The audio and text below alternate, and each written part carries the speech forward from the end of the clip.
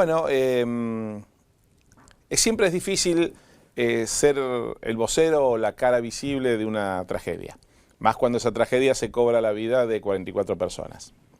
Enrique Balbi, capitán de navío y vocero de la Armada, tuvo esta dura misión sobre la que le vamos a preguntar y supo hacerlo de tal forma que aún en aquellos momentos en que la información parecía no satisfacernos o parecía quedarse escasa, nadie nunca dudó del profesionalismo y la entereza con que tomó esta tarea. Todo el mundo siempre habló del profesionalismo y de lo bien que Balbi llevó adelante esta gestión. Enrique, gracias por acompañarnos. Un gusto tenerte acá. Bueno, muchas gracias Fernando por la presentación. Buen día y un gusto que nos hayan invitado a la Armada Argentina, en este caso como vocero institucional. Y siempre es un gusto estar en la casa de Infobae. Bueno, vocero y además submarinista. Sí, correcto. ¿Cuántos años de Armada, Enrique? 34. Ingresé en el 84, 2018, 34 años de servicio. ¿Y llegaste a ejercer comando como submarinista en el Salta? En el submarino Salta. Pasé muchos años embarcados en los 3 submarinos, San Juan, Santa Cruz y Salta. Llegué a ser segundo comandante del primero del submarino San Juan y después del submarino Santa Cruz. Y terminé siendo comandante del submarino Salta. Enrique, antes de entrar en tema, decime, cualquier tragedia que hubiera afectado a la Armada te hubiera tocado a vos ser la cara visible. Pero es un submarino y sos submarinista. Seguramente. ¿Qué pasó adentro de Balbi en estos casi 3 meses, ¿no? Que tenés que hablar de los que fueron tus subordinados, directos o no. Bueno, hoy es el día 84, ¿no? De la búsqueda esta interrumpida del submarino San Juan. Y bueno, sí, fue un desafío importante. Este es mi 4º año como vocero y jefe del Departamento de Comunicación Institucional de la Armada Argentina. Pero este desafío, por ser submarinista, y haber tenido que comunicar no solamente a la sociedad, sino yo sé que los familiares de los 44 tripulantes me escuchaban todos los días y yo lo transmití varias veces en las ruedas de prensa porque me lo han preguntado, si bien yo no quería mezclar el rol de vocero y el de submarinista, porque yo conocía a mucha gente, ya sea como subordinados o como alumnos, porque yo fui también, después de haber sido director, después de haber sido comandante del submarino Salta, fui 2 años director de la Escuela de Submarinos y Buceo, tuve varios cabos, jovencitos, que estaban embarcados, que fueron mis alumnos, y oficiales también, por ejemplo la teniente Krausik, que yo le di clases de táctica de submarinos, yo la egresé en la ceremonia, y a mí me tocó, que es muy importante siempre para el director, entregarle el distintivo de submarinos a los alumnos, después de un año intensivo de mucho estudio teórico y mucha práctica, tanto en los simuladores como en los embarcos, en los submarinos, como alumnos. Y a mí me tocó entregarle a la teniente Krausik el submarino, que gentilmente yo se lo puse en su pecho, ¿no? Bueno, mucho se ha hablado y hemos hablado, ya que fuiste director, de las condiciones particulares que tiene un submarinista. Sí. Si las tuvieras que definir en 4 o 5 palabras generales, ¿qué le pide la Armada o cualquier Armada a una persona que va a tripular un submarino? Brevemente, una buena capacitación psicotécnica muy especial, no solamente por no sufrir de claustrofobia, de encierro en ambientes confinados, sino el trabajo en equipo. Es importantísimo la camaradería, el trabajo en equipo, el compañerismo, y eso se vive. Y eso sale muy bien en los primeros exámenes psicotécnicos. Más allá que después la parte intelectual es muy intensiva, hay que tener no la gran capacidad intelectual, sí la voluntad de estudiar y ser práctico en llevar los conocimientos teóricos a la parte práctica, de tal manera que cuando hay cualquier tipo de emergencias, o diferentes situaciones que no son las planeadas, uno tenga una respuesta automática, rápida, por lo cual tiene que tener muy buenos reflejos. Pero fundamentalmente trabajo en equipo y camaradería. Muy bien. Bueno, si mal no recuerdo, desde 1933 la Argentina tiene submarinos. ¿Cuáles son las funciones de las fuerzas de submarinos en tiempos de paz? La función de los submarinistas, con actualmente sus 2 submarinos, el submarino Salta, que está en Mar del Plata, y el submarino Santa Cruz, que está en reparaciones generales, no de media vida, pero sí reparaciones generales en el CINAR, acá en Buenos Aires. Durante el año, pensemos que normalmente un tercio o un cuarto de la dotación siempre es nueva, o vienen alumnos de la Escuela de Submarinos, o se renuevan las dotaciones, entonces hay lo que se llama un periodo de adiestramiento individual en técnicas, para después pasar a las tácticas grupales, y finalmente, cuando ya la dotación está bien adiestrada, se hace lo que es el adiestramiento integrado, con los buques de la flota de mar y aeronaves de la aviación naval.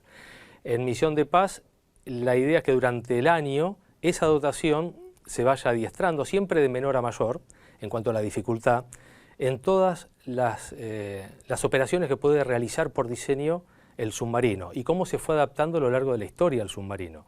Antes eran submarinos que solamente trabajaban en forma solitaria, furtivos, solamente consistía en destruir fuerzas navales o marina mercante. Estamos hablando de la Primera y Segunda Guerra Mundial.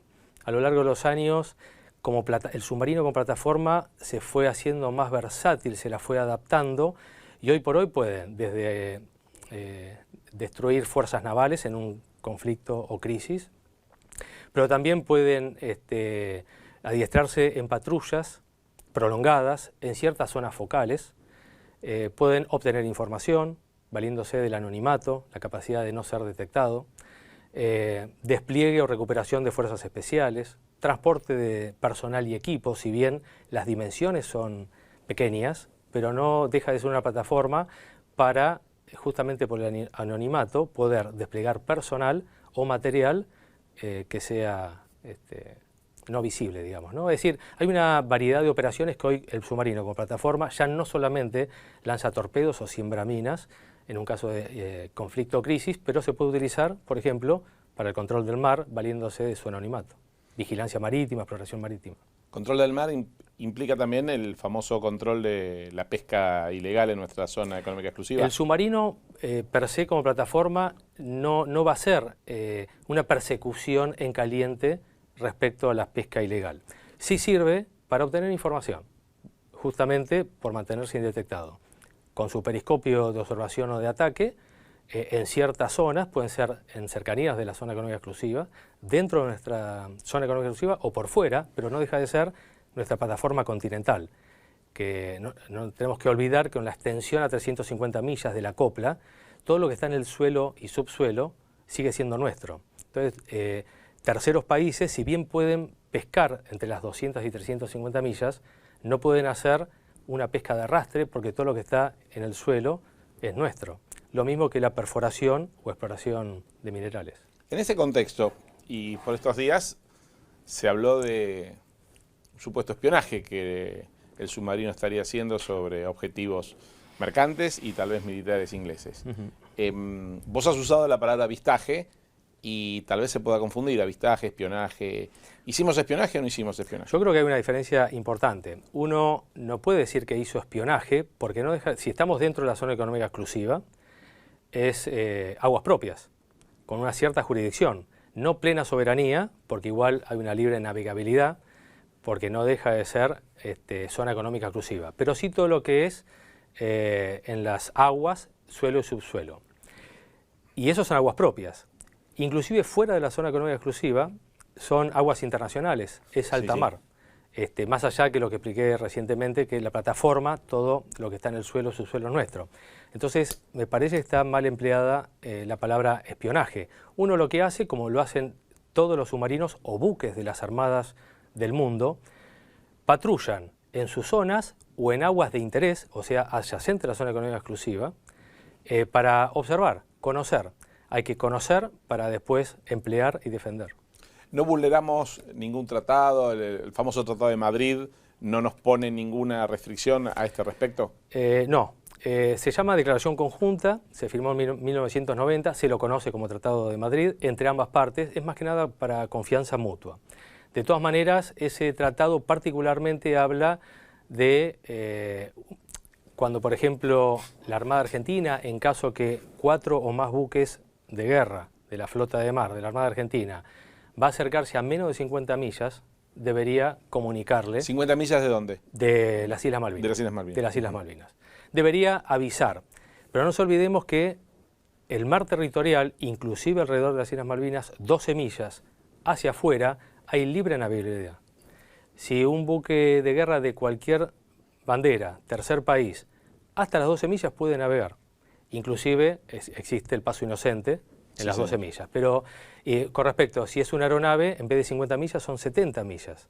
Entonces, en ningún momento, por más que, y insisto en el tema, porque está registrado, el submarino San Juan, en esa orden de operaciones, el área que figura, en ningún momento ni siquiera ingresó en aguas que reclama las Islas Malvinas, o sea, la gobernación. De todas maneras, esos 50 millas para 4 buques o más de guerra, o 70 millas para aeronaves, es lo que fija el Tratado de Madrid. ¿Está vigente? Porque estos días había alguna biblioteca que decía que ese tratado tenía que ser renovado o ese acuerdo. ¿Tenés idea? Tal vez es un tema más para Cancillería que para la Armada, pero ¿lo damos por vigente? Claramente no puedo responder esa pregunta y escapa mi área de responsabilidad y opinión, ¿no? Perfecto. Ya sabemos y quedó descartado que el submarino tuviera torpedos de combate. Sí, correcto. ¿Llevaba torpedos de práctica? Y si lo llevaba, ¿hizo o no ejercitación con torpedos? Como creo que es habitual que se hagan periódicamente. Sí, sí, desde ya. Por ejemplo, el último lanzamiento de torpedo de ejercicios que hizo el San Juan lo hizo en abril de 2017. Es decir, en el primer semestre. Fue el último torpedo que se lanzó de ejercicio y en esta navegación, que inicialmente era hacer un adiestramiento integrado con la flota de mar, después una escala logística y visita a la base naval Ushuaia y después la patrulla de control del mar, en ese adiestramiento integrado con la flota de mar no hubo ejercicios de lanzamiento de torpedos de ejercicio por parte del submarino. Sí tenía torpedos que no llegan a ser dummies. Dummies se llama como el torpedo inerte que se lo utiliza para práctica de embarque y desembarque de torpedos o la carga en los tubos lanzatorpedos. De hecho, una juez que embarcó en Ushuaia hizo la visita al submarino, hay una foto, que si uno ve el torpedo, es como un torpedo de ejercicio, más corto que uno de combate, y tiene 2 secciones de color naranja. Justamente identifica cuando se trata de torpedos de ejercicio, pero insisto, no era un torpedo de ejercicio para ser lanzado, se lo embarca como adiestramiento para que la gente de armas del compartimento de torpedos aproveche a hacer los movimientos con la cuna de embarque de la posición de estiba y hacer carga y recarga de torpedos. Pero no hubo lanzamientos de torpedos de ejercicio. Totalmente claro. Pero es válida la pregunta porque generó, con esa foto generó si había... No habría sido nada malo que lo hubiera hecho. No, por supuesto. Y, lo que pasa es que se mezcla la información. Eso es cuando... tal vez la información es fiable porque había pasado en el primer semestre, pero no en esa navegación. Perfecto, me parece muy bien. Obviamente todo esto supongo que los familiares, todas estas dudas fueron evacuadas en los distintos momentos que han tenido contacto con la Armada. ¿Cómo fue la asistencia a los familiares en estos 80 días largos? ¿Cómo se los contuvo? ¿Están unidos? ¿Hay varios grupos? ¿Se los trata de una manera distinta? Imagino yo que no es lo mismo hacer frente al papá Vergallo, que a una persona que no tiene conocimiento de lo que es esta actividad. ¿Cómo se manejó la Armada? Es válida la pregunta y es cierto. Es la parte incluso más difícil, ¿no es cierto?, de tratar de contener, apoyar, explicar a los familiares que obviamente a flor de piel siempre tienen los sentimientos, ¿no? Pero como también lo tienen, y es bueno la aclaración, todos los hombres y mujeres que conforman la Armada Argentina, que también eran camaradas, amigos, muy amigos. Pero bueno, más allá de eso, desde el primer momento, la idea, cuando se conformó el gabinete de crisis, también se conformó un equipo multidisciplinario de psicólogos y psiquiatras. Algunos se aprovecharon los que estaban en Mar del Plata, varios viajaron de Buenos Aires, tanto de la Armada Argentina como del Estado Mayor Conjunto, o incluso el Ministerio de Justicia, donde brindaban asistencia en la misma base cuando estaban alojados, después pasaron a los hoteles, que se les dio alojamiento y pensión completa, entonces se acercaban al hotel, y hay algunos familiares que vivían en Mar del Plata, ya sean viviendas oficiales o no oficiales, alquiladas, y para evitar que se trasladaran, ese equipo multidisciplinario se acercaba a los domicilios justamente para mantener mantenerlo en sus casas, ¿no es cierto? Que cada uno llevaba la situación como mejor podía y bueno, de alguna manera eso fue generando otros requerimientos. Se lo llevó 2 veces a la base naval Mar del Plata, donde estaba el Centro Coordinador de Búsqueda y Rescate. Fueron en 2 oportunidades, se les explicó con una presentación todo lo que se estaba realizando, el esfuerzo de búsqueda, el área de búsqueda, los criterios de búsqueda, etcétera, etcétera. Después se les permitió embarcar. Por ejemplo, uno de los familiares es el suboficial Arjona, que el hermano que estaba, uno de los 44 tripulantes, era el cabo principal Arjona. Y si bien estaba destinado en Ushuaia, de alguna manera se le permitió navegar 2 veces y por muchos días en el aviso de Islas Malvinas, que estaba el Panther Plus, el ROV ruso embarcado, que era el que hacía la inspección visual. Hubo muchos familiares que a través de la Armada Argentina, gestión y agradecimiento a Aerolíneas Argentinas, facilitó el transporte por avión de esos familiares que estaban en las provincias, ¿no es cierto? Los padres, tíos, bueno, se les facilitó la posibilidad, ¿no es cierto?, de ir hasta la base naval Mar del Plata. Te he escuchado decirlo, por eso me animo a preguntártelo. En un momento determinado vos fuiste quien anunció la presencia de videntes o personas con poderes que vemos a veces hasta en el cine, que muchas fuerzas, inclusive policiales, los utilizan. ¿Eso fue, digamos, una manera de también darle la derecha a los familiares con su deseo de tener esta gente a bordo?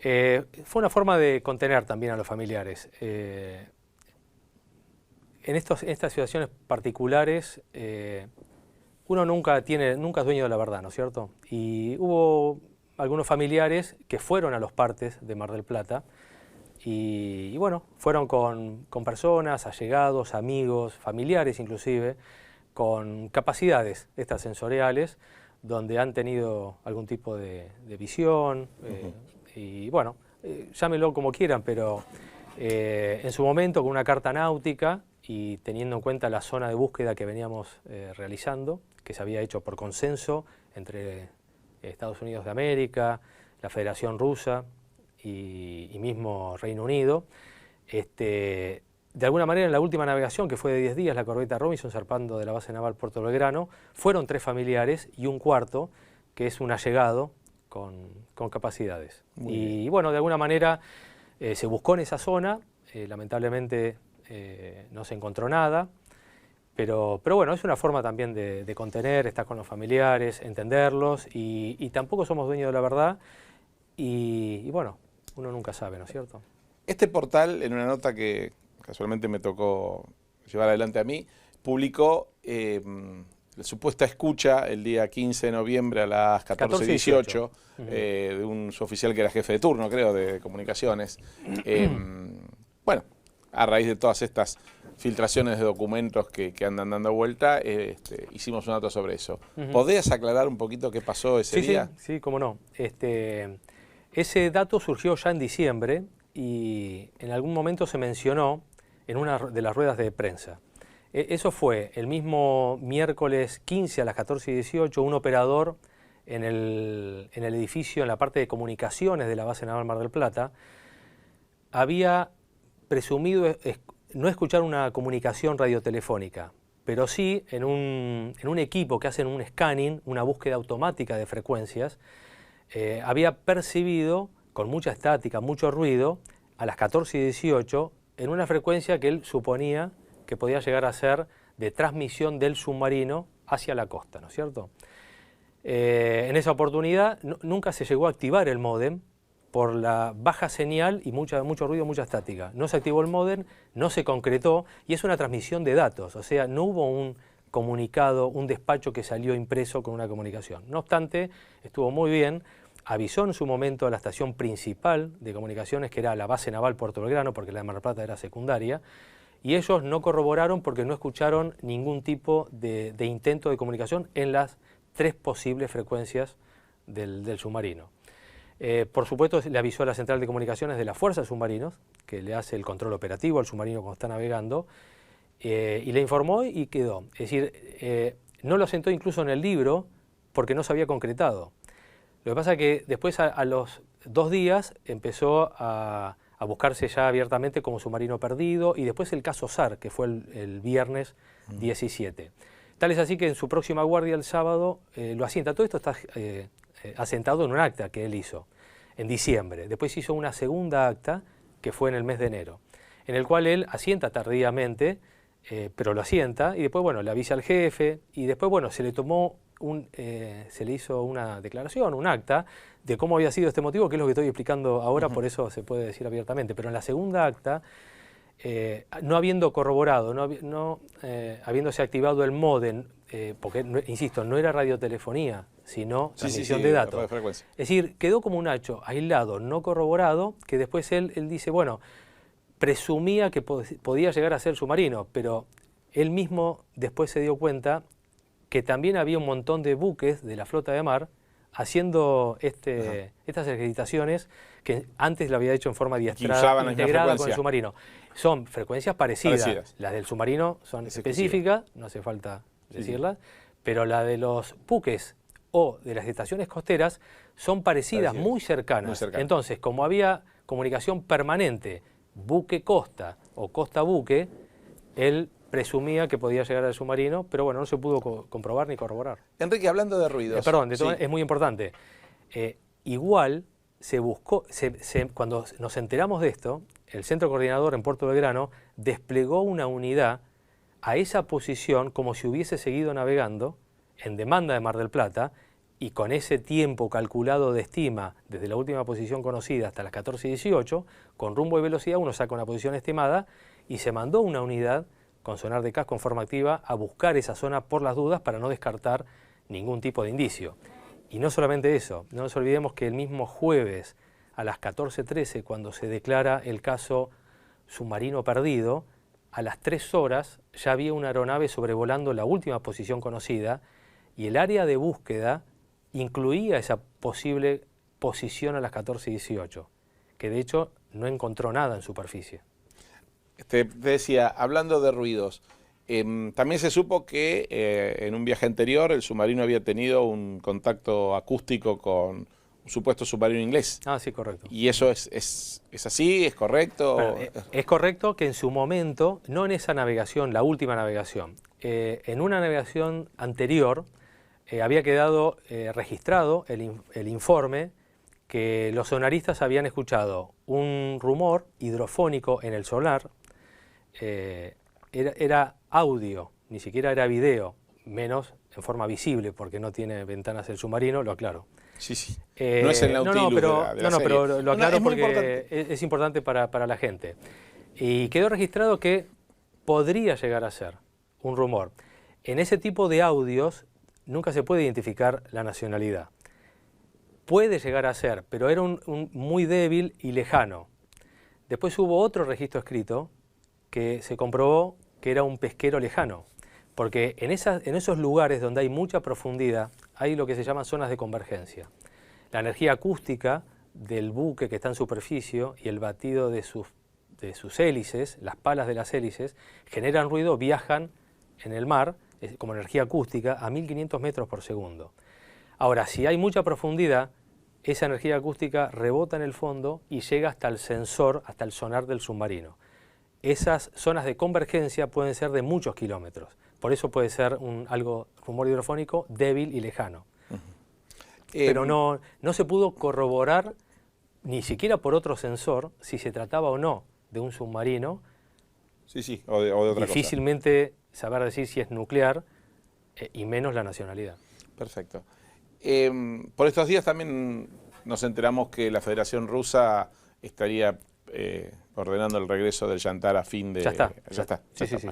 Ya está confirmado, ya está en el área de búsqueda, ya hizo la escala técnica en Buenos Aires. Te digo, y a fin de mes, Montevideo. Y a fin de mes se retira, todavía no se sabe. Yo no tengo información como vocero al respecto, qué fecha, si es fines de febrero, principios de marzo, en algún momento va a ser finita. ¿Y cómo va a seguir la búsqueda si nos quedamos sin este elemento? Porque hoy también, bueno, ya es oficial que habría una convocatoria al sector privado. ¿Qué nos puedes decir de esto? No tengo los detalles, todavía está en estudio. Sí hubo ya contacto con diferentes empresas privadas o nacionales, extranjeras o nacionales, para brindar el servicio para una búsqueda que ya no es operativa, que es lo que estábamos haciendo hasta el día de la fecha, en forma ininterrumpida, el número 84.